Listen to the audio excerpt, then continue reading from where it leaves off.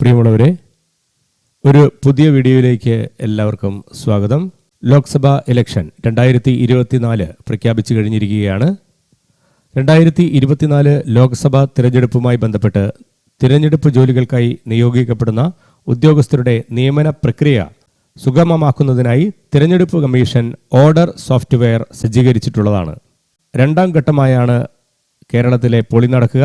28 മാർച്ചിന് notification വന്നു. സ്ഥാനാർത്ഥികൾക്ക് nomination കൊടുക്കാനുള്ള അവസാന തീയതി April 4. Scrutiny of nomination April 5. Last date for withdrawal of nomination April 8. April 8 വരെയാണ് സ്ഥാനാർത്ഥികൾക്ക് നോമിനേഷൻ വിഡ്രോ ചെയ്യാനുള്ള സമയം. Date of poll 26 April. 2024 April 26 കേരളത്തിൽ ഇലക്ഷൻ നടക്കും. Date of counting of votes and result 4 June. 2024 June 4 വോട്ടെണ്ണൽ നടക്കും. ഒപ്പം റിസൾട്ടും അറിയും. Number of constituencies 20. ഇലക്ഷനുമായി ബന്ധപ്പെട്ട് ജില്ലയിലെ മുഴുവൻ സർക്കാർ, അർദ്ധ സർക്കാർ സ്ഥാപനങ്ങളും പൊതുമേഖലാ സ്ഥാപനങ്ങളും ബന്ധപ്പെട്ട തദ്ദേശ സ്വയംഭരണ സ്ഥാപനത്തിൻ്റെ സഹായത്തോടെ ഓർഡർ സോഫ്റ്റ്വെയറിൽ അവരുടെ സ്ഥാപനം രജിസ്റ്റർ ചെയ്യുന്നതിനും സ്ഥാപന മേധാവികൾ സ്ഥാപനത്തിലെ മുഴുവൻ ജീവനക്കാരുടെയും വിവരങ്ങൾ ഓർഡർ സോഫ്റ്റ്വെയറിൽ ഉൾപ്പെടുത്തി 22/3/2024 തീയതിക്കകം ബന്ധപ്പെട്ട തദ്ദേശ സ്വയംഭരണ സ്ഥാപനങ്ങൾക്ക് സമർപ്പിക്കുന്നതിനും തദ്ദേശ സ്വയംഭരണ സ്ഥാപനങ്ങൾ പ്രസ്തുത വിവരങ്ങൾ അവരുടെ അധികാര പരിധിയിലുള്ള മുഴുവൻ സ്ഥാപനങ്ങളുടെയും വിവരങ്ങൾ ഉൾപ്പെടുത്തിയിട്ടുണ്ടെന്ന സാക്ഷ്യപത്രം 23/3/2024 തീയതിക്കകം സമർപ്പിക്കുന്നതിനും ജില്ലാ ഇലക്ഷൻ ഓഫീസർ കൂടിയായ ജില്ലാ കളക്ടർ നിർദ്ദേശിച്ചിട്ടുണ്ട്. ഓർഡർ സോഫ്റ്റ്വെയറിലേക്ക് പ്രവേശിക്കുന്നത് എങ്ങനെയാണെന്ന് നമുക്ക് നോക്കാം.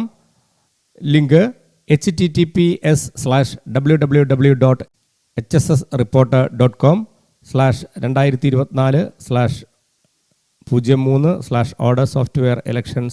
ഈ ലിങ്ക് ഉപയോഗിച്ച് order software election personal management സിസ്റ്റത്തിലേക്ക് നമുക്ക് പ്രവേശിക്കാവുന്നതാണ്. ഇങ്ങനെയൊരു പേജാണ് ഓപ്പണായി വരിക.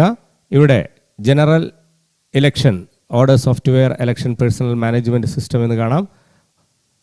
ഇവിടെ കൊടുത്തിരിക്കുന്ന വിശദാംശങ്ങളിലേക്ക് പോകാം. 2024 ഏപ്രിൽ നടക്കുന്ന ലോക്സഭാ തിരഞ്ഞെടുപ്പ് കുറ്റമറ്റതും കാര്യക്ഷമവുമാക്കുന്നതിന് വിവിധ ഓൺലൈൻ സംവിധാനങ്ങൾ സജ്ജമായി.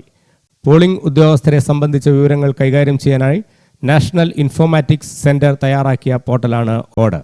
ഇവിടെ ഓർഡർ ലിങ്ക് കൊടുത്തിട്ടുണ്ട്. ഇവിടെ നമ്മൾ ക്ലിക്ക് ചെയ്ത് കഴിഞ്ഞാൽ അടുത്ത പേജിലേക്ക് പോകും. ഇവിടെയാണ് officials randomly deployed for election Kerala. നമുക്ക് ഇൻസ്റ്റിറ്റ്യൂഷൻ രജിസ്ട്രേഷനുള്ള സ്പേസ് ഇവിടെയാണ് കൊടുത്തിട്ടുള്ളത്.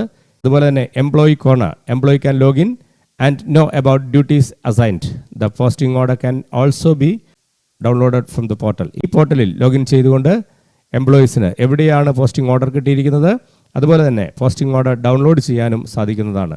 മറ്റു വിശദാംശങ്ങളിലേക്ക് പോകാം. തദ്ദേശ സ്ഥാപനങ്ങളുടെ സഹായത്തോടെ അതിൻ്റെ പരിധിയിലുള്ള സർക്കാർ സ്ഥാപനങ്ങൾ നേരിട്ട് അവിടുത്തെ ജീവനക്കാരുടെ വിവരങ്ങൾ ഓർഡർ പോർട്ടലിൽ രേഖപ്പെടുത്തണം. ഇതിലൂടെ കുറഞ്ഞ സമയം കൊണ്ട് വിവരശേഖരണം സാധ്യമാകും. പോസ്റ്റിംഗ് ഓർഡർ സംബന്ധിച്ച വിവരങ്ങളും പോർട്ടലിൽ ലഭ്യമാകും. ഇനി ഇൻസ്റ്റിറ്റ്യൂഷണൽ രജിസ്ട്രേഷൻ നടത്തുന്നത് എങ്ങനെയാണെന്ന് നമുക്ക് നോക്കാം. ഇൻസ്റ്റിറ്റ്യൂഷണൽ രജിസ്ട്രേഷനിൽ ക്ലിക്ക് ചെയ്യുക. അപ്പോൾ ഇങ്ങനെയൊരു പേജാണ് തുറന്നു വരിക. ഇവിടെ ആവശ്യമായ ഡീറ്റെയിൽസ് കൊടുത്തതിന് ശേഷം ക്യാപ്ച എൻ്റർ ചെയ്ത് സബ്മിറ്റ് ചെയ്യുക. Password must be 6 to 12 characters in length and it should contain at least 1 uppercase letter, 1 lowercase letter, 1 digit and symbol like this. Password ഉണ്ടാക്കുമ്പോൾ ശ്രദ്ധിക്കുക, 6 മുതൽ 12 ക്യാരക്ടേഴ്സ് ഉണ്ടായിരിക്കണം. അതിൽ ഒരു upper case letter, 1 lower case letter, 1 digit, 1 symbol ഉണ്ടായിരിക്കാൻ ശ്രദ്ധിക്കണം.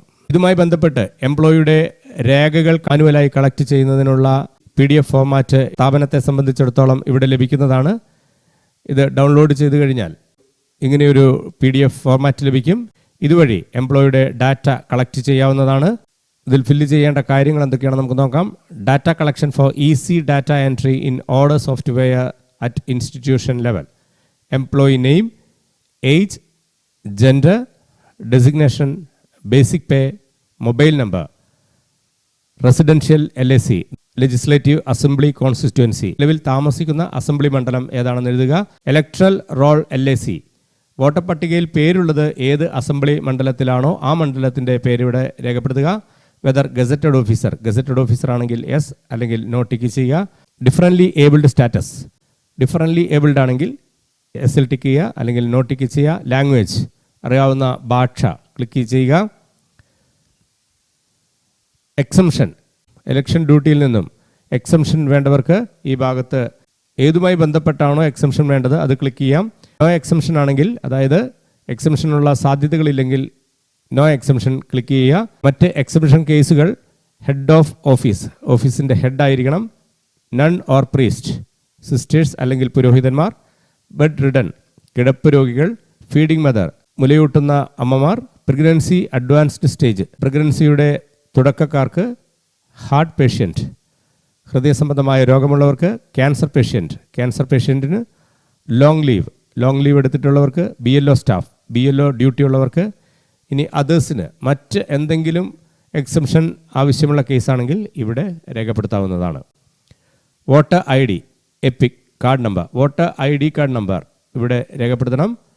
അതുകൂടാതെ election duty remuneration credit ചെയ്യുന്നതിന് എംപ്ലോയിയുടെ ബാങ്ക് അക്കൗണ്ട് ഡീറ്റെയിൽസ് ആവശ്യമാണ്. കോളങ്ങളിൽ രേഖപ്പെടുത്തുക. IFSC code, bank account number, confirm account number, അതായത് ഒരിക്കൽ കൂടി ബാങ്ക് അക്കൗണ്ട് നമ്പർ രേഖപ്പെടുത്തുക. ഇത്രയും കാര്യമാണ് ലോക്സഭാ ഇലക്ഷനുമായി ജീവനക്കാർ അറിഞ്ഞിരിക്കേണ്ടത്. വീഡിയോ എല്ലാവർക്കും ഉപകാരമായി എന്ന് കരുതുന്നു. ഇതുമായി ബന്ധപ്പെട്ട് കൂടുതൽ വാർത്തകൾക്ക് സ്റ്റേ ട്യൂൺഡ്. ചാനൽ സബ്സ്ക്രൈബ് ചെയ്യുക. Good bye.